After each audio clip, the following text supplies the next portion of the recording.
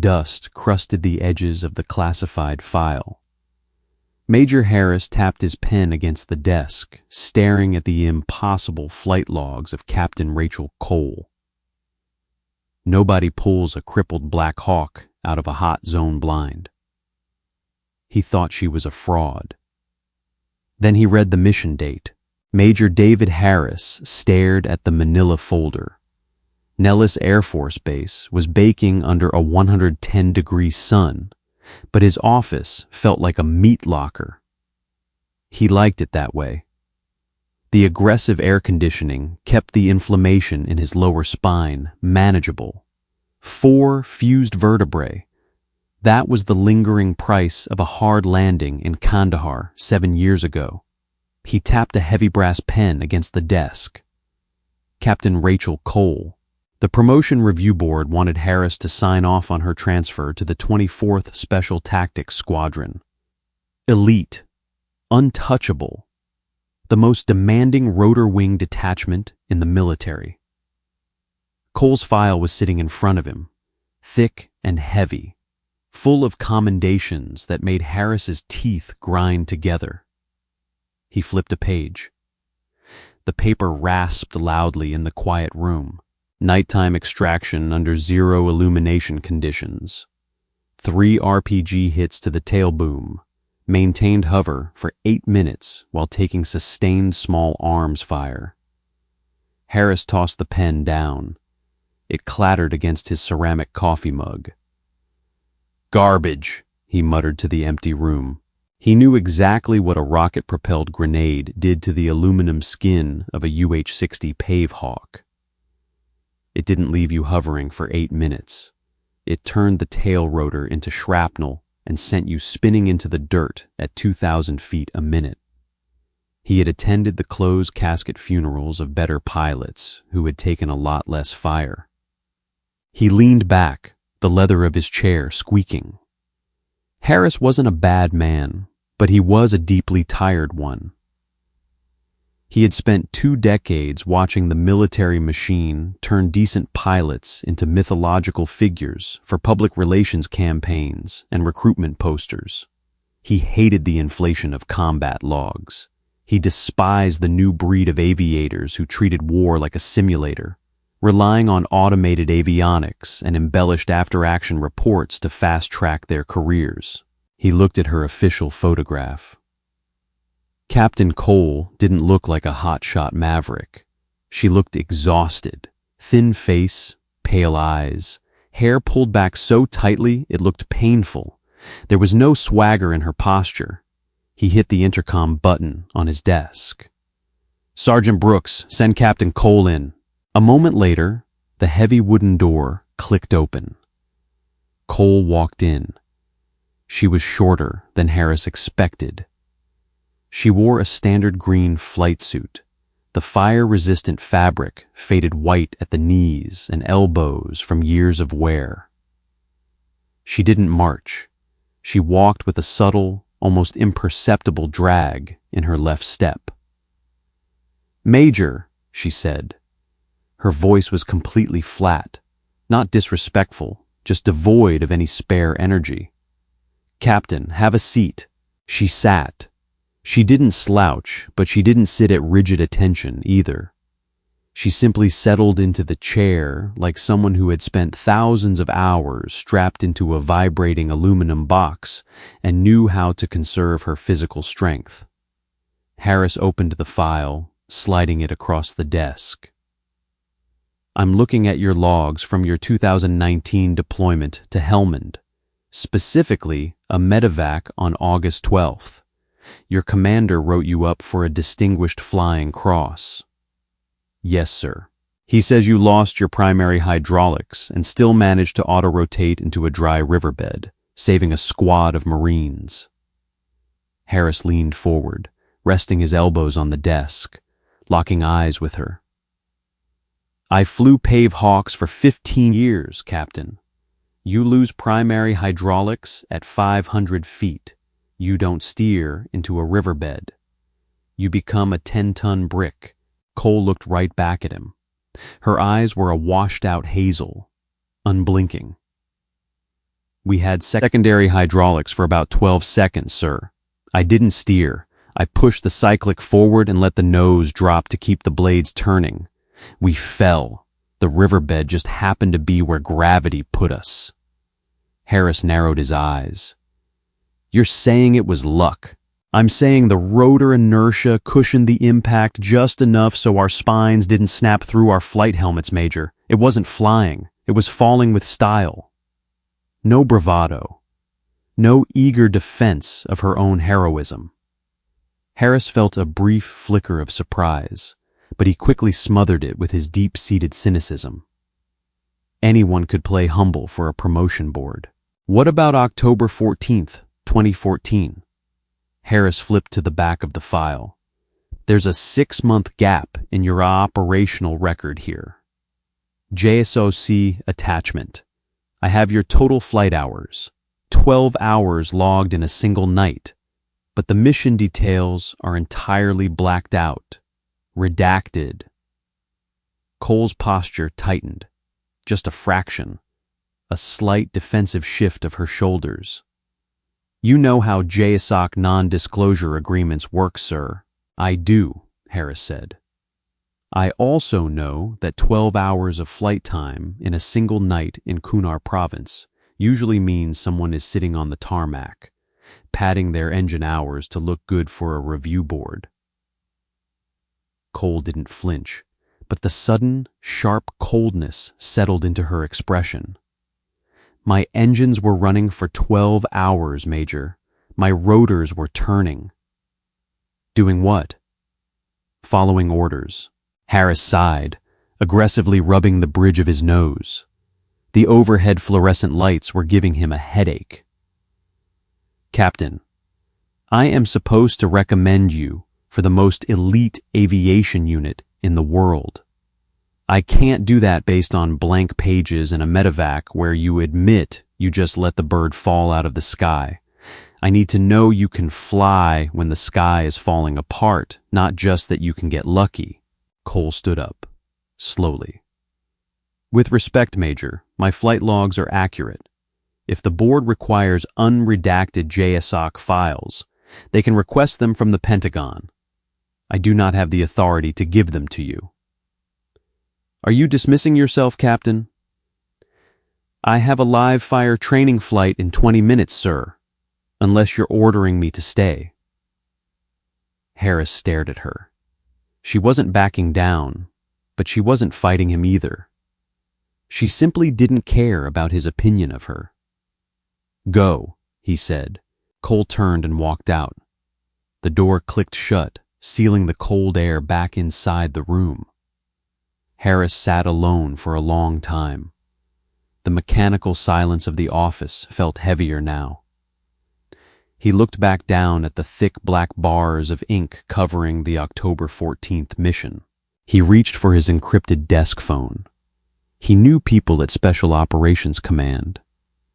If she was hiding a padded, mediocre record behind a classified stamp, he was going to expose it. If she wasn't, well, he needed to know what was under that black ink. He dialed a number he hadn't called in 3 years. The secure line clicked, followed by a heavy digital hiss of encryption syncing. Carver, a gravelly voice answered. Chief Warrant Officer John Carver was a relic. He had been a flight engineer and door gunner since the early, dusty days of Desert Storm. Now, he sat at a desk in Tampa, coordinating JSOC aviation assets. He was also one of the few men in the military hierarchy Harris trusted implicitly. John, it's Dave Harris. A pause, then a dry, rumbling chuckle. Trench, hell of a surprise. Didn't think they let you use the phone up there in the Puzzle Palace. How's the back holding up? Aching, Harris said, but keeping me out of trouble. I need a favor, John. Off the books. I don't do off the books anymore, Dave. I have a retirement pension to protect. It's just a file check. I'm reviewing a Captain Rachel Cole for the 24th STS. She's got a massive redacted block from October 2014. Kunar Province, claims 12 hours of continuous operation. The line went dead silent. The digital hiss of the secure connection seemed to grow louder in the quiet of Harris's office. "John? I know Cole," Carver said. His voice had abruptly lost all its warmth. It was flat, heavy. "And I know October 14th. Then you know why I'm calling. 12 hours in the Korangal is a joke. No bird holds enough fuel for that, and no pilot has the stamina. It's physically impossible. I think some desk jockey rubber-stamped her file, and I'm not sending a paper tiger up to the 24th. You're a stubborn son of a bitch, Dave. You always were," Carver sighed loudly into the receiver. "You think you know everything because you caught a hard landing and got a desk, but you weren't there that night. So tell me, declassify it for me right now, between you and me." "I can't, not officially." Carver paused. Harris could hear the metallic flick of a Zippo lighter, followed by a long, slow inhale. "But I can tell you a story. You can figure out the rest." Harris grabbed his brass pen. "I'm listening. October 14th, we had a ranger element get ambushed deep in the Shuryak Valley. Operation Viper's Nest. Supposed to be a quick snatch and grab of a mid-level Taliban financier. Intelligence was wrong. They walked into a reinforced hostile battalion. DSHK anti-aircraft guns pre-positioned on the ridges. Mortars dialed in on the valley floor. It was a slaughterhouse. Harris felt a sudden, cold knot form in his stomach. He knew the Shuryak Valley. He knew how narrow and unforgiving it was. A helicopter pilot's absolute worst nightmare.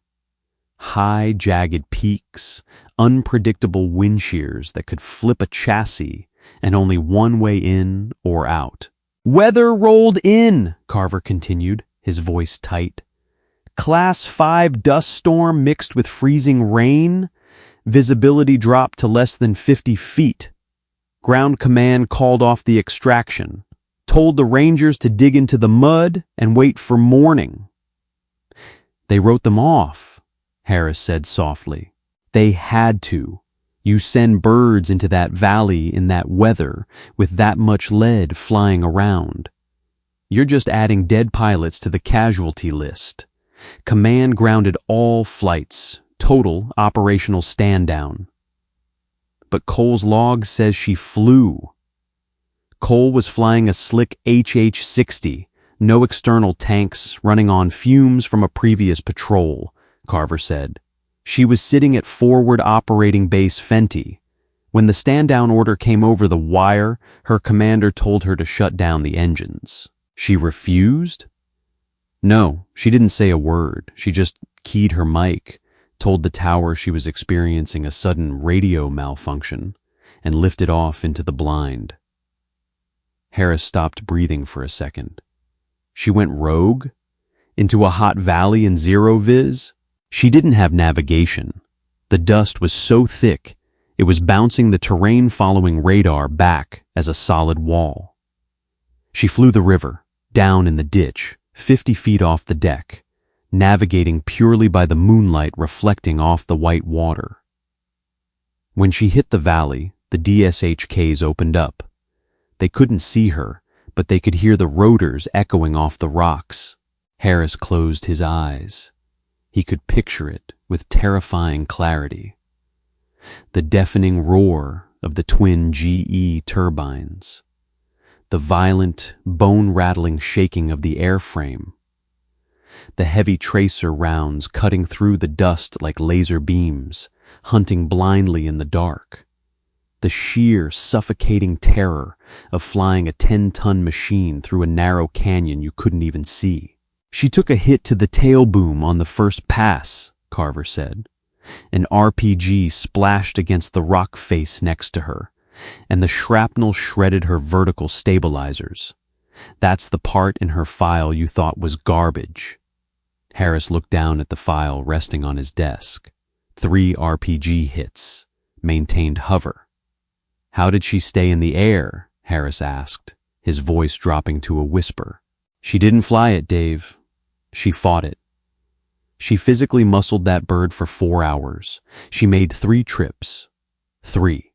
Loading wounded in the dark, taking fire from 3 sides, dragging that dying helicopter back to Fenty, offloading, hot refueling, and going back. 3 trips, Harris muttered, staring at the wall. On the final trip, her co-pilot took a round straight through the leg, bleeding out fast.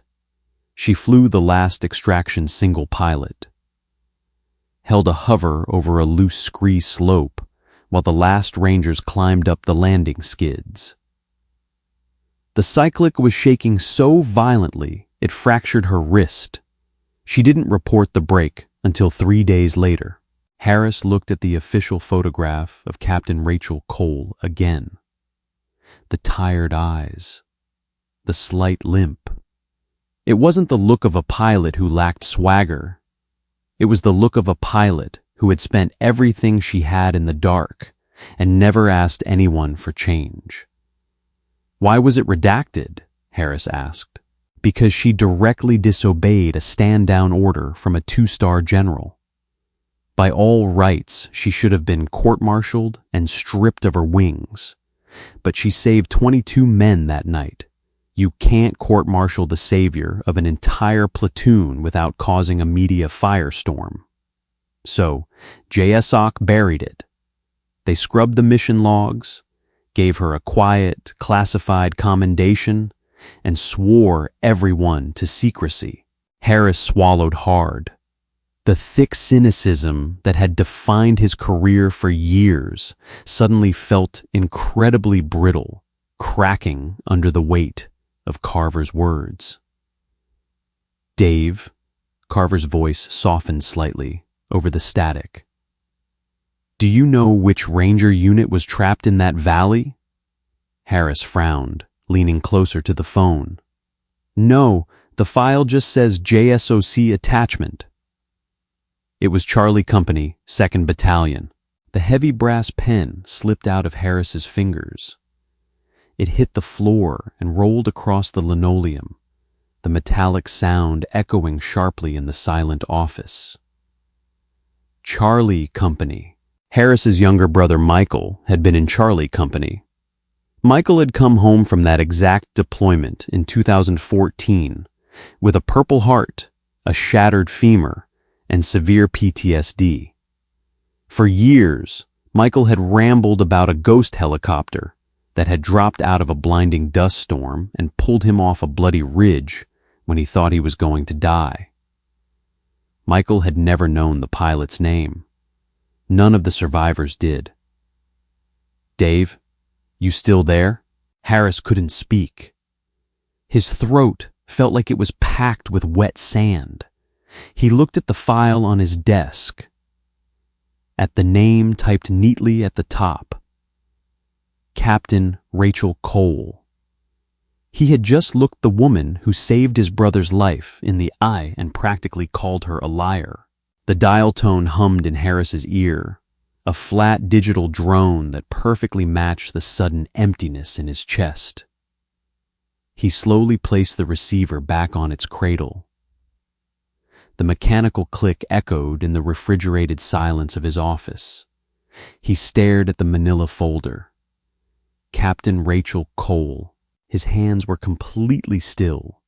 His mind, however, was dragging him backward through time, pulling him roughly across 3 years and 3,000 miles to a sterile, white room at Walter Reed National Military Medical Center. The smell of that room was permanently burned into his olfactory memory. A sickening cocktail of industrial bleach, iodine, and the faint, coppery tang of old trauma. He remembered sitting in a rigid plastic chair for 6 days, watching his younger brother, Michael, drift in and out of a morphine-induced haze. Michael's right leg had been encased in an external fixator, a brutal-looking cage of steel pins driven straight through the muscle and into the shattered bone. When the fever spiked, Michael would thrash against the restraints. He would scream about the rain. He would scream about the dark. "They left us in the mud, Tommy," Michael had choked out during one particularly bad night, his fingers digging into Harris's forearm with a grip that left bruises. "Command left us. The mud was freezing. We were out of ammo. Jenkins was dead. I was bleeding out. Then the ghost came." Harris had held his brother's hand, thinking it was just the narcotics talking.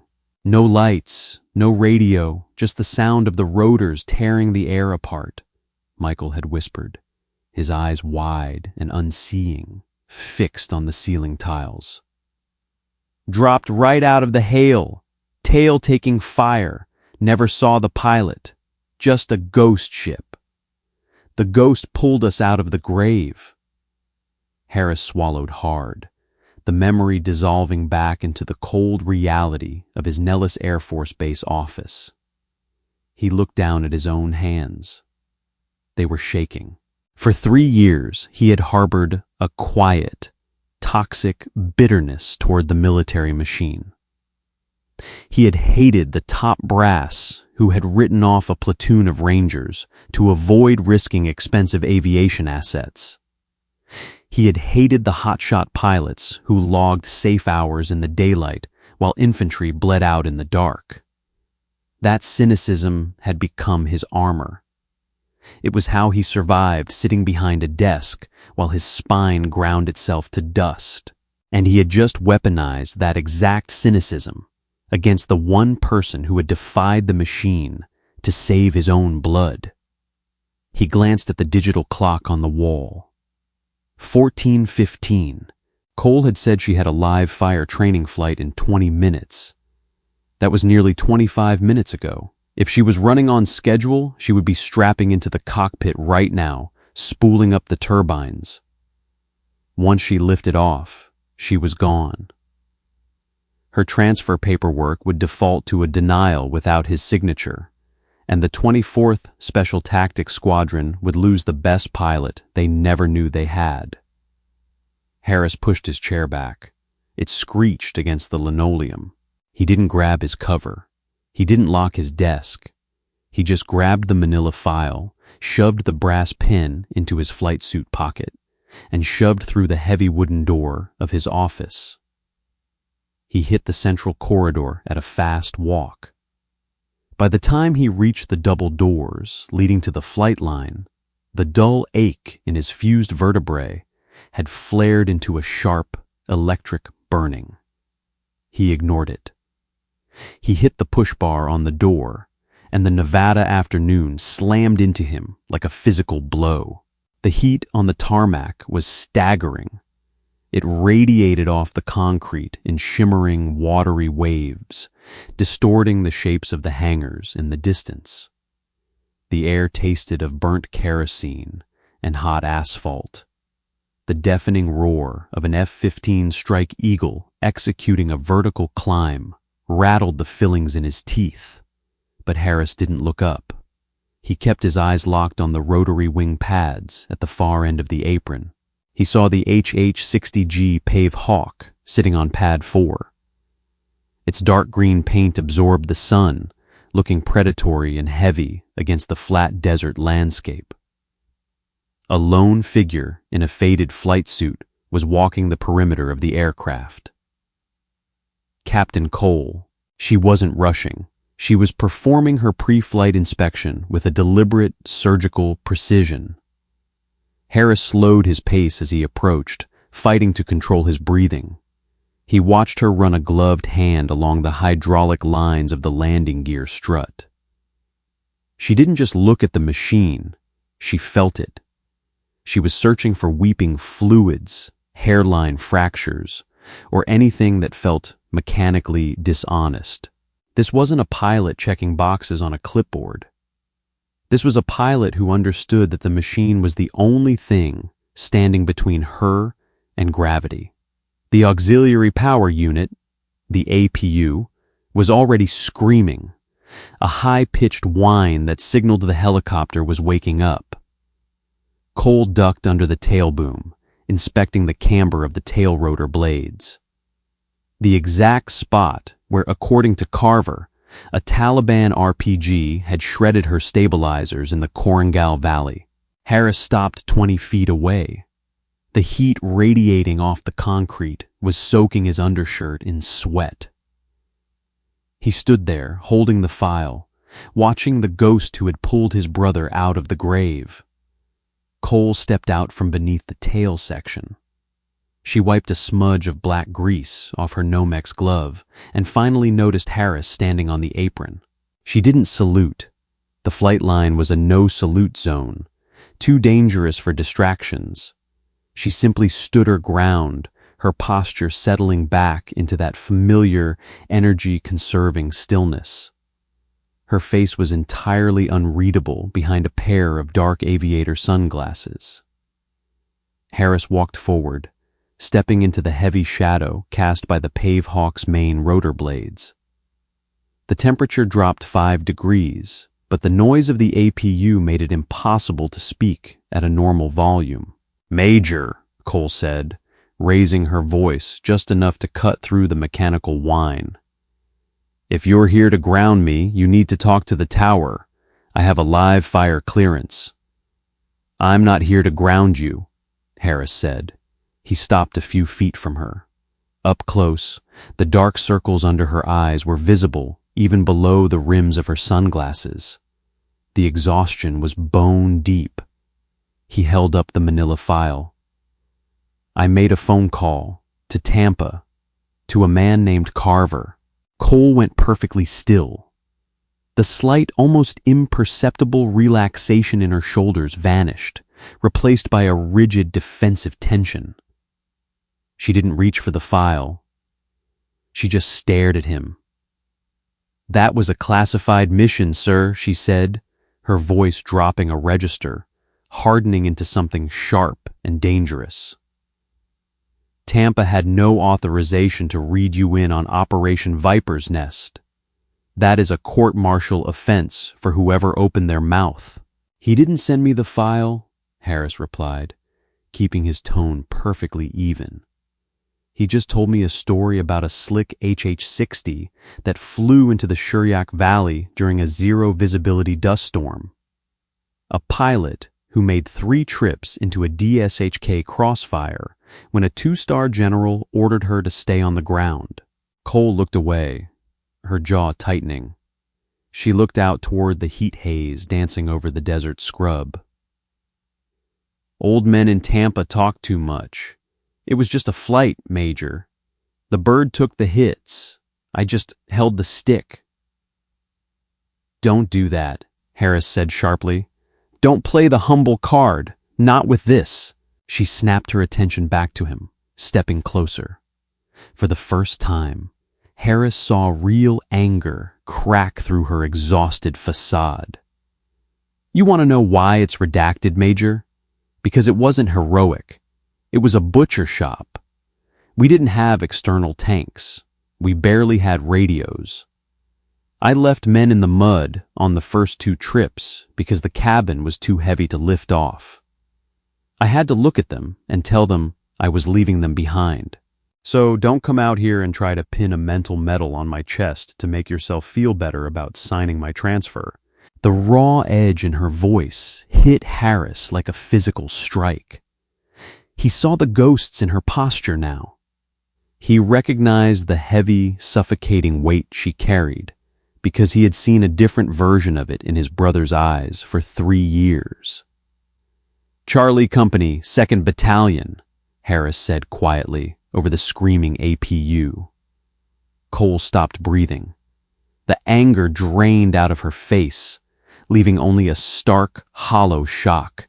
"The second chalk you pulled out of the scree slope," Harris continued, his voice thick, rough around the edges. "There was a Ranger corporal, took a 7.62 round straight through the femur, He gave your crew chief his only tourniquet to use on a bleeder and tied off his own leg with his rifle sling. Cole removed her sunglasses. Her washed-out hazel eyes were wide. "He lost the pulse in that leg twice on the flight back to Fenty," she whispered. "I thought he bled out on the tarmac." "He didn't," Harris said. "He kept the leg. He has a titanium rod from his hip to his knee. He has a wife. He has 2 little girls who think the sun rises and sets on him. He works as a high school history teacher in Ohio." Harris stepped forward, closing the distance between them. "His name is Michael," Harris said, his throat tight, the words feeling heavy on his tongue. "He's my younger brother." Cole stared at him. The silence between them seemed to completely drown out the deafening roar of the military base. She looked down at the concrete, taking a slow, ragged breath. When she looked back up, her eyes were bright, but she blinked it away instantly. She was a professional. She didn't break. "He was a tough kid," she said softly.